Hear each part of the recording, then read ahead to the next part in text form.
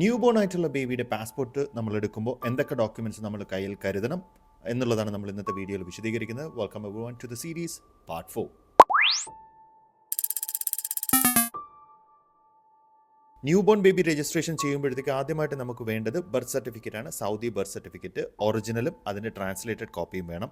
ഫാദറിൻ്റെ മദറിൻ്റെ marriage certificate, ഫാദറിൻ്റെ മദറിൻ്റെ പാസ്പോർട്ടിൻ്റെ കോപ്പി, ഫാദർ മദർ ഇക്കാമയുടെ കോപ്പി. പാസ്പോർട്ട് കോപ്പിയിൽ നിങ്ങളൊരു കാര്യം ശ്രദ്ധിക്കുക, സ്പോസ് നെയിം ആഡ് ചെയ്തിട്ടുണ്ടായിരിക്കണം.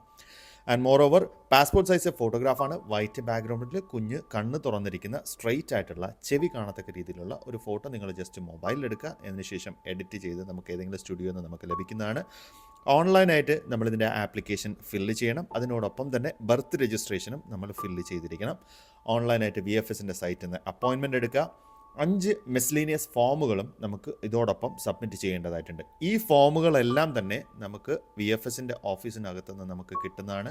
അവിടെ നിങ്ങൾക്ക് ഫില്ല് ചെയ്ത് റെഡിയാക്കാൻ പറ്റുന്നതാണ്. ജസ്റ്റ് അപ്പോയിൻമെൻറ്റ് മാത്രം നമ്മൾ എടുത്തതിന് ശേഷം കൃത്യമായിട്ട് ആ ഒരു ടൈമിലേക്ക് അവിടെ എത്താനായിട്ട് ശ്രമിക്കുക. ഈ ഡിസ്ക്രിപ്ഷനിൽ ഞാൻ ഡീറ്റെയിൽ ചെയ്ത് എഴുതിയിട്ടുണ്ട്. എന്തെങ്കിലും ഡൗട്ട് ഉണ്ടെങ്കിൽ തീർച്ചയായിട്ടും കമൻറ്റായി രേഖപ്പെടുത്താൻ മറക്കരുത്. മറ്റുള്ളവർക്ക് ഷെയർ ചെയ്ത് കൊടുക്കാൻ മറക്കരുത്.